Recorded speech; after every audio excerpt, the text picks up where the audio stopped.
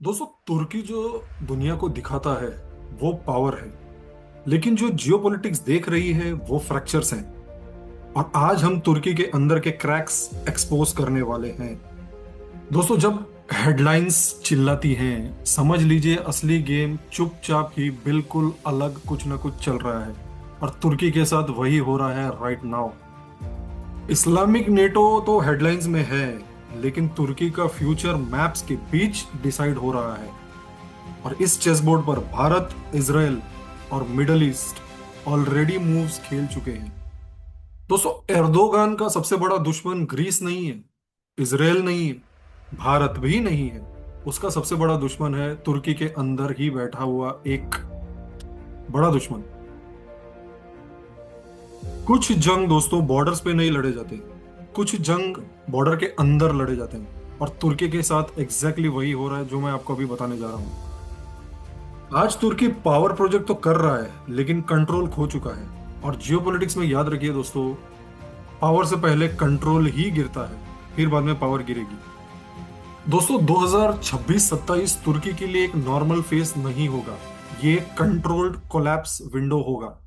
और जब collapse planned हो तो हेडलाइंस भी लेट ही आएंगी। समझ में नहीं आएगा, पता ही नहीं चलेगा कब ये गिर गया। वंदे मातरम दोस्तों। मैवरिक जियोपॉलिटिक्स के आज के सेशन में आप सबका बहुत बहुत बहुत स्वागत है। चैनल को लाइक शेयर और सब्सक्राइब करना मत भूलिएगा। आप लोग देखते तो हैं चैनल, कंटेंट देखते हैं, पर शाला टेल यू वन थिंग, 90% लोग सब्सक्राइब नहीं किए हैं। That's a saddest part. If you feel there is something wrong in the content, अगर हमारा कंटेंट कुछ गलत है तो प्लीज हमें बताइए कमेंट करके या डीएम करके, जैसे भी। But otherwise please like or, subscribe our channel. Thank you. Let's begin. दोस्तों, let me start this way. Geopolitics कभी सीधी लाइन में नहीं चलती, ये पैरेलल ट्रैक्स पे चलती है। एक तरफ सऊदी, तुर्की, पाकिस्तान मिलकर एक सपना देख रहे हैं, इस्लामिक नेटो का सपना। High visibility diplomacy, loud announcement, grand ambition, सब कुछ है। और दूसरी तरफ बिल्कुल शांति से चुपचाप चार देश या पांच देश मिलकर खेला खेल रहे हैं। Bharat, UAE, Israel, Greece, Cyprus. अलग ही चेसबोर्ड चल रहा है। मजा आएगा दोस्तों, सुनिए। ये जो पांच देश हैं, ये तुर्की को हेडलाइन से नहीं, तुर्की को अंदर से पढ़ रहे हैं, अंदर से देख रहे हैं कि चल क्या रहा है। क्योंकि जियोपॉलिटिक्स में एक सिंपल रूल है दोस्तों, आप किसी देश को बाहर से तोड़ने के पहले उसके अंदर के फॉल्ट लाइंस को टच करते हो, अपने आप वो बाहर से टूट जाएगा। दोस्तों, आज भारत जब तुर्की को देखता है तो एर्दोगान के स्पीचेस नहीं देखता, पार्टी पॉलिटिक्स नहीं देखता, न्यूज डिबेट्स तो बिल्कुल नहीं देखता। आज भारत ये पूछता है कि तुर्की को सबसे ज्यादा दर्द कहां होगा। क्योंकि जहां दर्द होता है वहीं से एक्सटर्नल बिहेवियर चेंज होता है। और तुर्की के केस में फॉल्ट लाइंस एक नहीं है दोस्तों, मल्टीपल हैं। लेकिन अगर आज भारत के लिए तुर्की की सबसे डेंजरस फॉल्ट लाइन का नाम लेना हो तो मैं कहूंगा वो सिविल मिलिट्री इम्बैलेंस है जो तुर्की के अंदर है। अब सिविल मिलिट्री इम्बैलेंस का मतलब सिंपल है दोस्तों। आर्मी किसकी लॉयल है, कॉन्स्टिट्यूशन या पार्टी की या रूलर की? प्रोफेशनल कंट्रीज में मिलिट्री जनरली कॉन्स्टिट्यूशन को प्रोटेक्ट करती है और नेशनल वैल्यूज को सेफ गार्ड करती है। यही तो करती है ना कोई भी प्रोफेशनल आर्मी। भारतीय आर्मी करती क्या है? वो यही दो तो काम करती है। लेकिन तुर्की में यहाँ पिक्चर उलट है। 2016 का फेल्ड कू अटेम्प्ट, यानी तख्ता पलट का एक फेल्ड अटेम्प्ट हुआ था जो सीआईए ने करवाया था एर्दोगान के खिलाफ। उसने तुर्की की आर्मी की स्पाइन ही तोड़ दी। उस दिन के बाद एर्दोगान ने डिसाइड किया कि professional officers will be threat, will be seen as threat.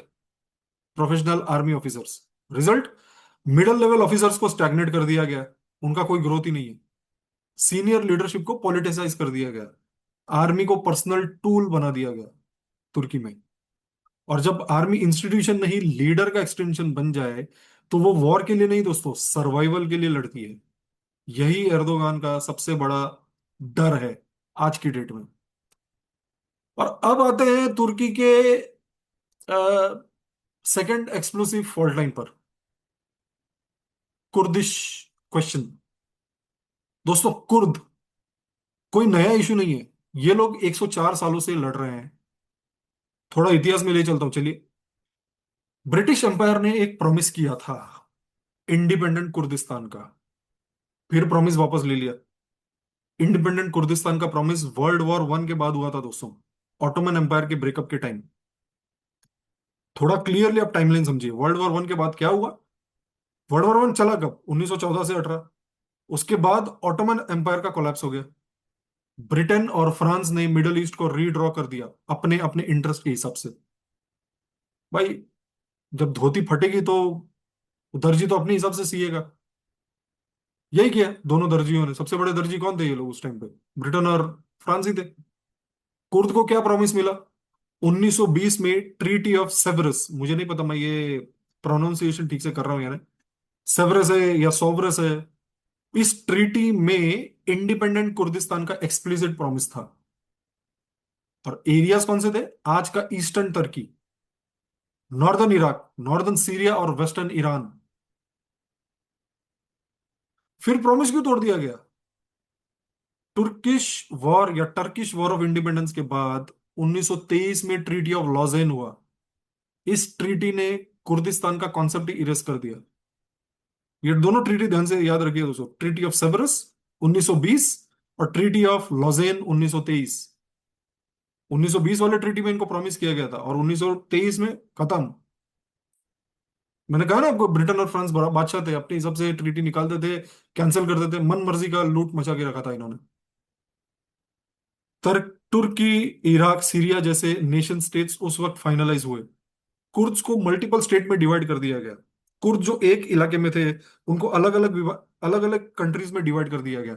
कुछ को ईस्टर्न तुर्की मिला। राइट, मैंने वही कहा ना, कुछ को ईस्टर्न तुर्की मिला, कुछ को नॉर्दर्न इराक मिला, कुछ को नॉर्दर्न सीरिया मिला, कुछ को वेस्टर्न ईरान मिला। ये सारे लोग बढ़ गए। अब ये कुर्द पूरा बढ़ गए अलग अलग देशों में, तो इनके लिए कोई एक जगह रहा ही नहीं, जबकि इनको एक जगह मिलना चाहिए था। वो हुआ ही नहीं। रिजल्ट, ये लोग एक स्टेटलेस नेशन की तरह बन गए Kurd, without borders, without sovereignty. और तब से 104 साल का रेजिस्टेंस, इंसर्जेंसी और सप्रेशन चल रहा है। और इसीलिए आज भी कुर्दिश इशू जिंदा है। ये कोई मॉडर्न प्रॉब्लम नहीं है दोस्तों, ये पोस्ट ऑटोमन बिट्रेयल यानी गद्दारी का अनरिजॉल्व चैप्टर है। तुर्की बना, सीरिया बना, इराक बना, जैसा कि मैंने कहा, और हर स्टेट ने बोला कि ऑटोनॉमी देंगे। ऑटोनॉमी इनको कभी मिली ही नहीं। कुर्द्स आज भी तुर्की में है, सीरिया में है, इराक में है, थोड़े थोड़े पॉकेट्स में। और उनका डिमांड आज भी वही है, राइट टू सेल्फ डिटर्मिनेशन। 2025 के बाद सीरिया में क्या रह गया दोस्तों। जवाब सिंपल है, इसराइल का कोवर्ट बैटल लैब है वो। ओपन वॉर नहीं हो रहा है सीरिया में, कोई फ्लैग्स नहीं है, कोई ट्रूप्स नहीं है, बस एक कंट्रोल्ड तरीके से केओस। इसराइल दूर से सब कुछ देख रहा है और पूरा केओस केओस मैनेज कर रहा है। बशर अल असद, जो उस टाइम पे सीरिया के प्रेसिडेंट थे, उसके जाने के बाद सीरिया में जो सबसे डेंजरस चीज हुई वो रेजिम चेंज नहीं थी, पावर का वैक्यूम था। और जियोपॉलिटिक्स में पावर का वैक्यूम मतलब होता है multiple actors, competing malicious and zero single authority. कोई एक अथॉरिटी नहीं होता, हर कोई अपना अपना रीजन अपने अपने हिसाब से मैनेज करता है। Infinite manipulation potential. Syria suddenly एक फेल स्टेट नहीं, एक यूजेबल स्टेट बन गया। Usable for pressure, usable for proxies, usable for leverage. Israel Syria को बैटलफील्ड की तरह ट्रीट नहीं करता था, इसराइल सीरिया को लेबोरेटरी की तरह ट्रीट करता था। यहाँ प्रेशर टेस्ट होता है, रिएक्शंस ऑब्जर्व होती हैं, रेड लाइंस मैप होती हैं। और सबसे इंपॉर्टेंट बात, एट्रीब्यूशन जीरो। Zero attribution. जो होता है वो नेचुरली हैपनिंग इंस्टेबिलिटी लगता है। इसराइल एक बात बहुत ही क्लियरली जानता है, तुर्की की सबसे सेंसिटिव नर्व कुर्द हैं। और कुर्द तुर्की में है, सीरिया में है, इराक में है, जैसा मैंने पहले कहा, मतलब एक ट्रांस बॉर्डर आइडेंटिटी। इसीलिए इसराइल का लॉजिक स्ट्रेट है, कुर्द को सीरिया के थ्रू कनेक्ट करो। अब आपको समझ में आया सीरिया में क्या खेल खेल रहा है इसराइल, ताकि वो तुर्की को चेक में रख सके, ब्लैक सी के अराउंड। कुर्द को वो तुर्की के अगेंस्ट यूज करना चाहता है।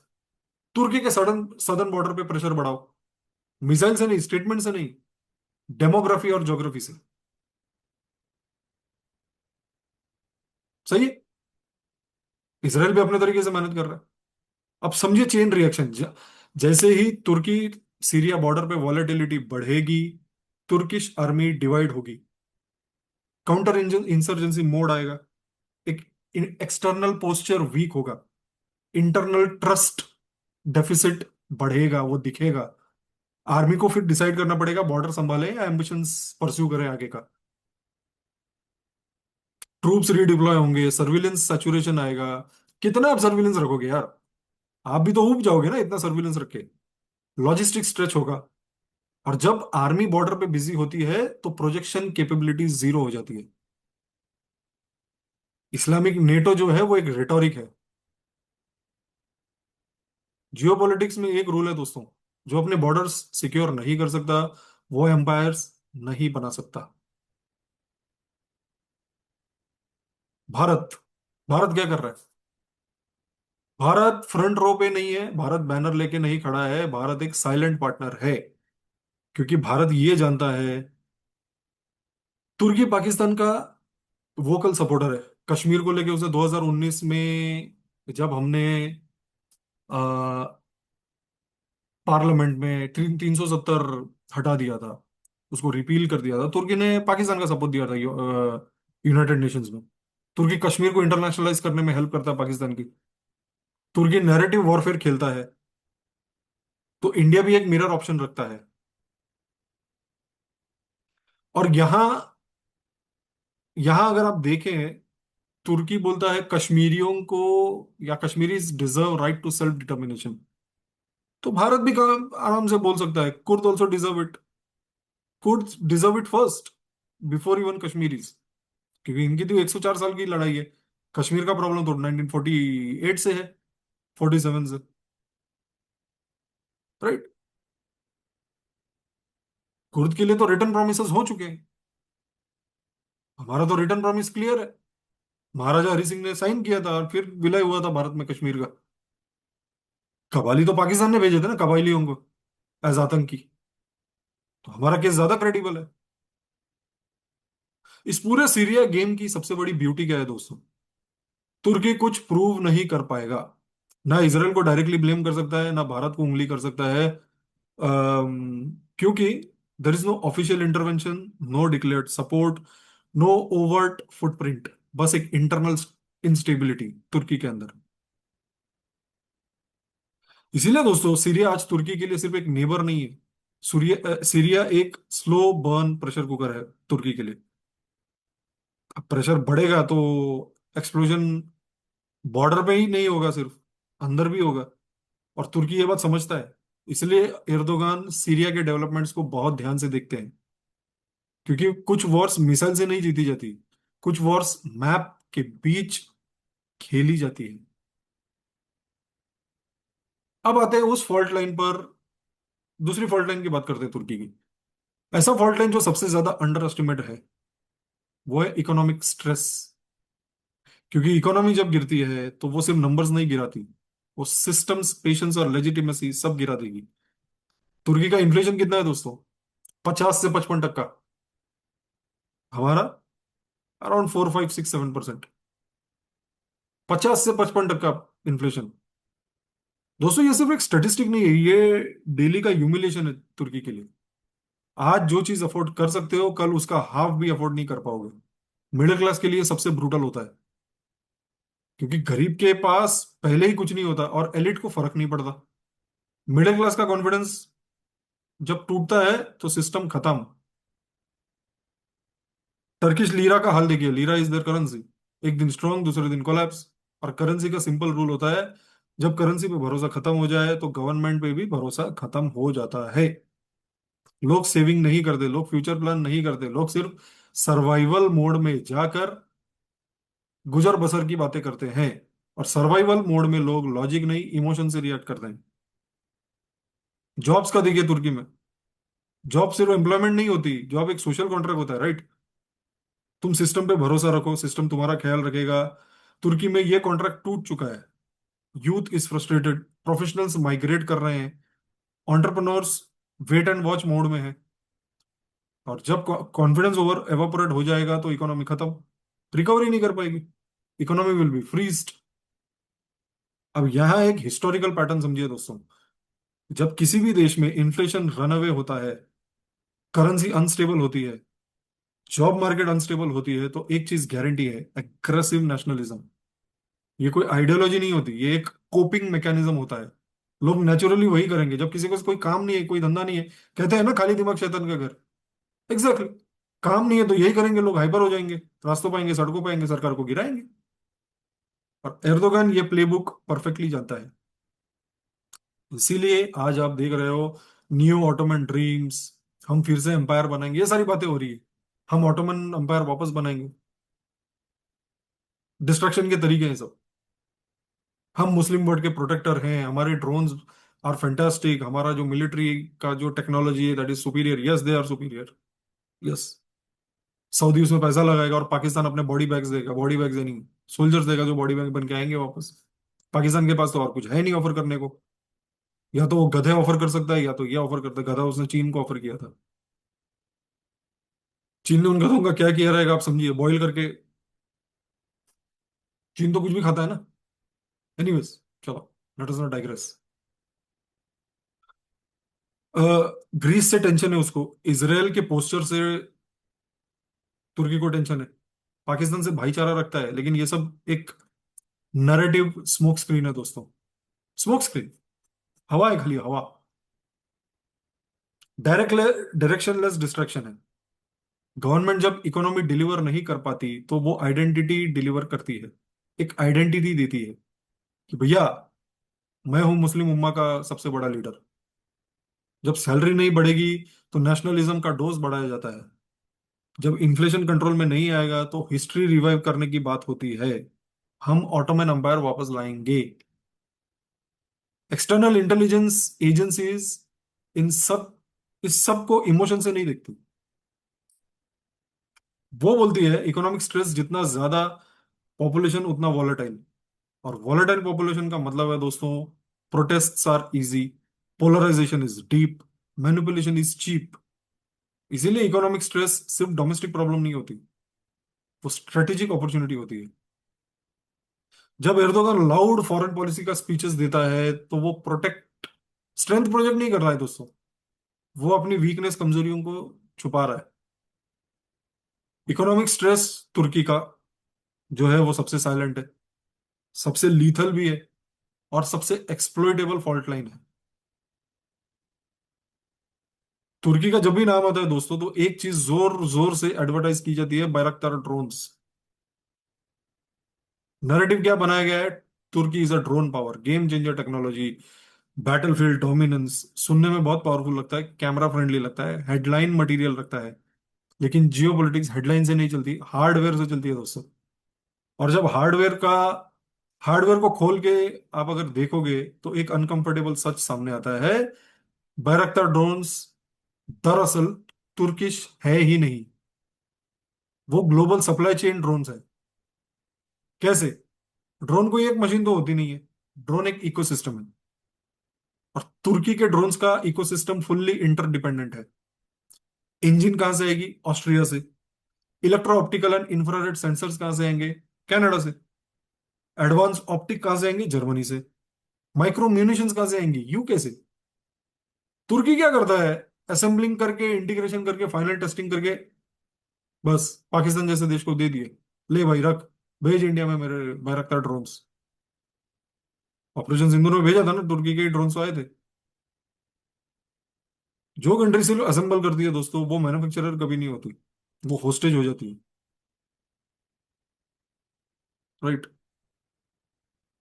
अब यहां से एक और बात है, ड्रोन वॉरफेयर का फ्यूचर मिसाइल से ज्यादा माइक्रो कंपोनेंट्स पर डिपेंड करेगा। एक सेंसर अगर लेट हो गया, ड्रोन ग्राउंडेड। एक चिप अगर कॉम्प्रोमाइज हो गई, ड्रोन ब्लाइंड। और एक इंजन बैच फॉल्टी हो गया, फिर क्या होगा?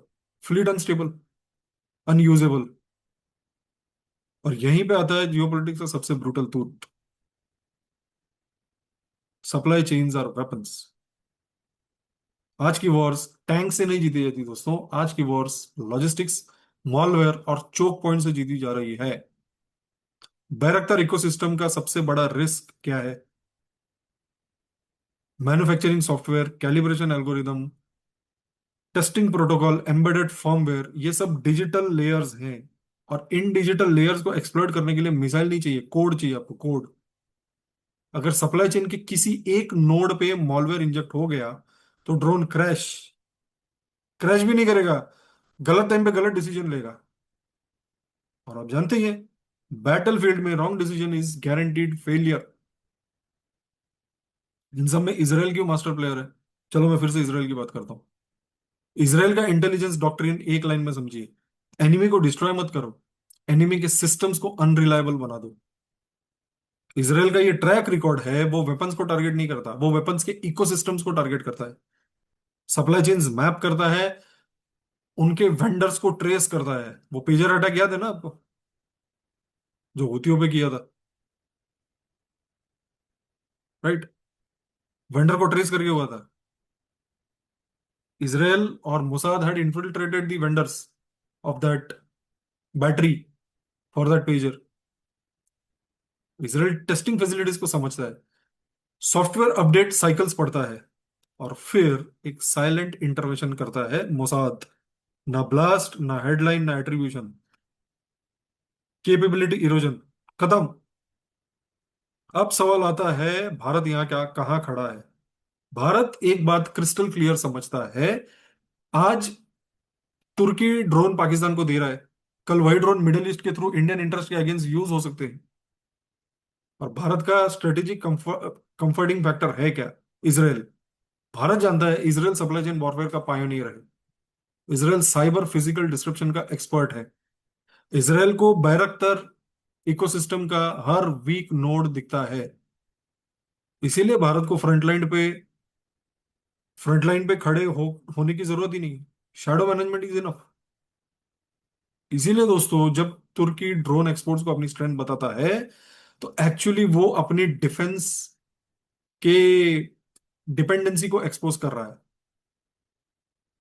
यानी कि नेगोशिएशन से पहले ही वल्नरेबिलिटी। एक दिन एक कंपोनेंट स्टक हो गया, एक अपडेट फेल हो गया, एक सप्लाई चेन चोक हो गई बैटरी की, क्या करोगे आप? तब तुर्की को रियलाइज होगा कि पावर सिर्फ मैन्युफैक्चरिंग करने से नहीं आती है, पावर आती है कंट्रोल से, और वो कंट्रोल तुर्की के पास है ही नहीं। दोस्तों 2026-27 जो है तुर्की के लिए एक परफेक्ट स्टॉर्मी पीरियड रहने वाला है। पावर ट्रांजिशन का अनसर्टनिटी होगा, सिविल मिलिट्री फ्रैक्चर फ्रैक्चर होगा, कुर्दिश प्रेशर एस्केलेट होगा, और इकोनॉमिक कोलैप्स और ज्यादा बढ़ेगा। It will, may be the inflation will rise to an unsustainable level. अभी अनसस्टेनेबल है, but it will become even bad. Supply chain की वल्नरेबिलिटीज होंगी। बस एक फॉल्ट लाइन एक्सप्लॉइट होने की देर है, और बाकी सब चेन रिएक्शन में गिरेंगे।